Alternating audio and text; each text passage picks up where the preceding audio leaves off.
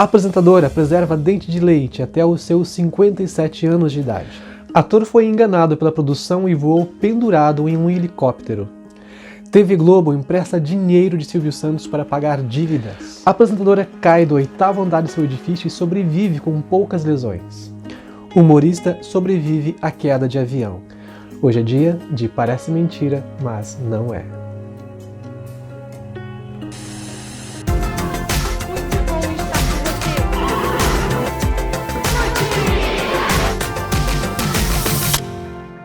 Olá, bem-vindo à LTV, eu sou o Léo Cordeiro e hoje é dia da parte 2 de Parece Mentira, mas não é.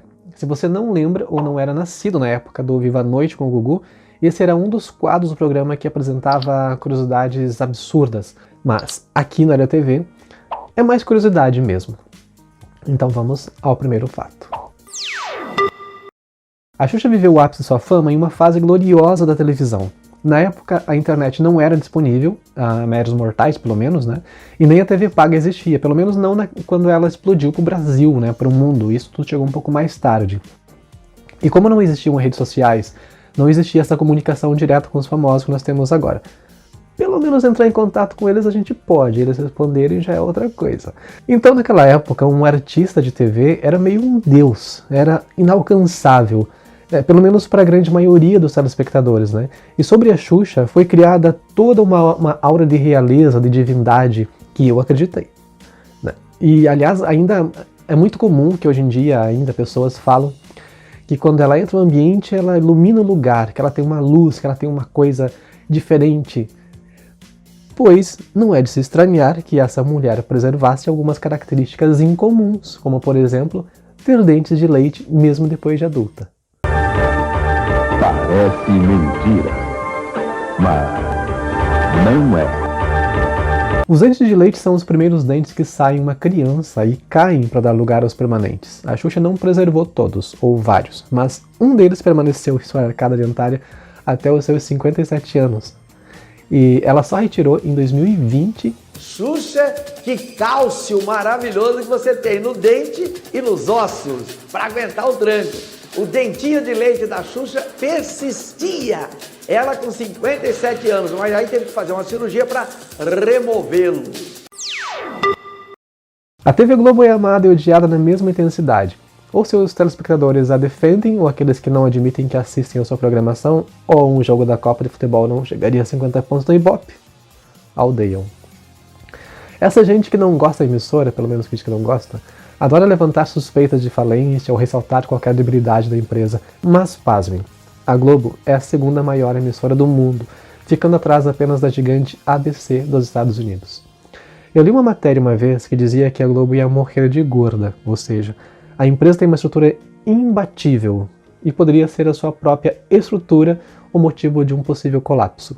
No entanto, das TVs do Brasil é a que mais investe em canais pagos e conteúdo de streaming. Então, se o presidente deposto realmente não renovasse a concessão da emissora, ela continuaria operante através dos canais Globosat e da plataforma do Globoplay. Mas a Globo nem sempre foi tão grande assim. A emissora já passou pela fase de ter que locar horários, né, para completar a sua programação e se manter operante.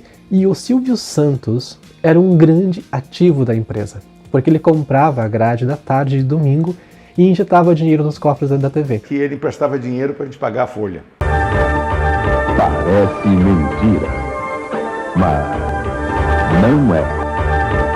Então o Silvio Santos comprou esse horário e foi ficando lá na Paulista. Quando a Globo comprou a Paulista, o Silvio Santos estava lá e ele ficou com o horário dele que tinha sido arrendado. A todo o Brasil, pela Rede Globo de televisão, o Boa Noite, Cinderela. Inclusive, dava dinheiro adiantado, pagava meses, um ano até de antecipação para passar o seu programa, e a Globo usava esse dinheiro para pagar os seus funcionários. Não havia como tirar o Silvio Santos, porque inclusive ele foi importante para a TV Globo. Então o Silvio Santos emprestou muito dinheiro do Dr. Roberto Marinho. Um dos fatos mais conhecidos sobre a carreira de Tom Cruise é de que ele não utiliza dublês nas cenas de ação, ou seja, ele é louco o suficiente para arriscar a própria vida nas cenas mais perigosas. E admitiu que, apesar dos perigos de já ter quebrado muitos ossos, considera estimulante gravar tais tomadas. Nós temos uma versão brasileira dessas loucuras. Mentira. Aconteceu uma vez só e foi por falta de comunicação. O ator Antônio Fagundes, quando gravava a minissérie Labirinto em 1998, passou por um momento de tensão nos bastidores porque ele ficou pendurado num helicóptero a 50 metros do chão. Isso equivale a um edifício de 16 andares. Ou seja, se cair dessa altura... Parece mentira, mas não é. Segundo o ator, o diretor Denis Carvalho queria a cena em um plano sequência, ou seja, a gravação acontece sem cortes. E ele deveria se agarrar a um helicóptero que estaria decolando. Era a cena da fuga da personagem de Beth Faria. Mas nesse momento, haveria um corte, né, para entrar um dublê. O helicóptero subiria mais ou menos 1 metro, o suficiente para gravar a cena, ele sairia e o dublê entraria em ação. Mas não foi o que aconteceu. Antônio Fagundes seguiu a orientação do diretor, no entanto o piloto do helicóptero não foi orientado de uma forma clara, ou nem foi avisado, né? E subiu com o ator pendurado sem nenhum tipo de proteção, cerca de 50 metros, enquanto a Beth gritava lá dentro desesperadamente. Quando eu vi, eu estava grudado no pé do helicóptero, o helicóptero 50 metros acima, e a Beth Faria, que fazia a cena comigo, ela estava dentro do helicóptero, gritando com o piloto. Aí nós descemos correndo, aquela coisa. Quando eu cheguei no chão, a primeira coisa que eu perguntei foi: gravou?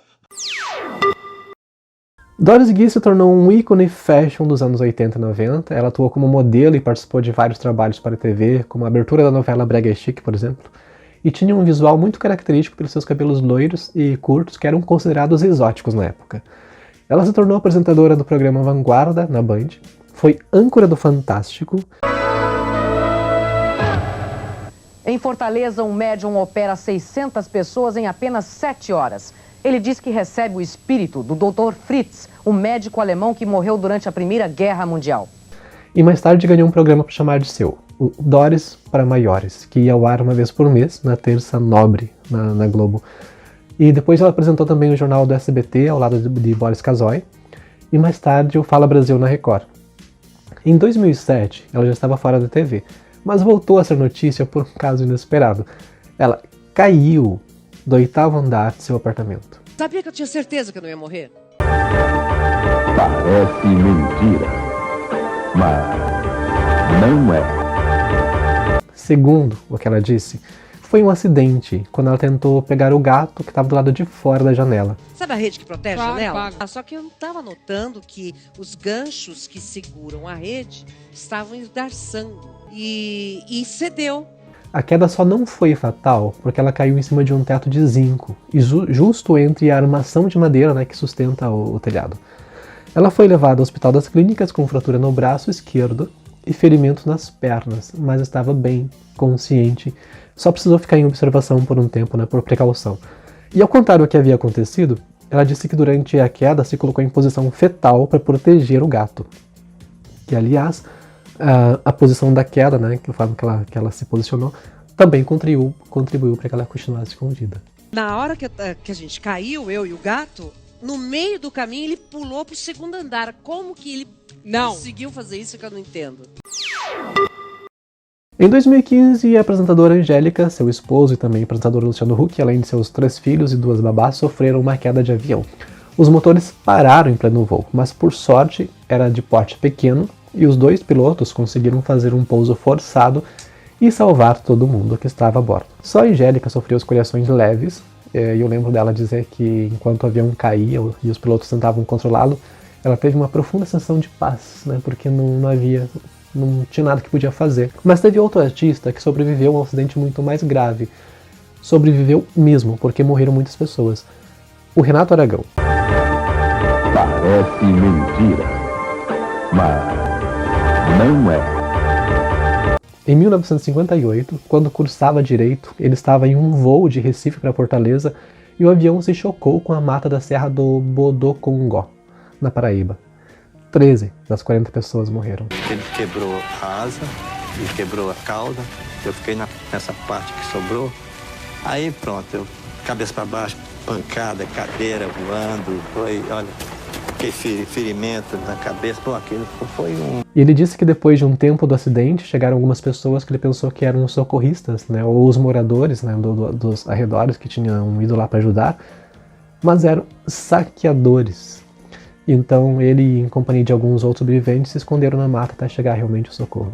Olha, eu tenho que contar isso. E aí ficamos ali ajudando. Quando tudo ficou mais calmo, porque nunca fica calmo, a gente se acorda. Onde é que nós estamos? Nós estamos no meio da floresta. Ninguém sabia, eu não sabia nem o que estava fazendo ali. Bem, meus queridos, da minha parte é isso. Eu fico por aqui. Nos vemos no próximo vídeo. Até lá. Um grande beijo. Tchau.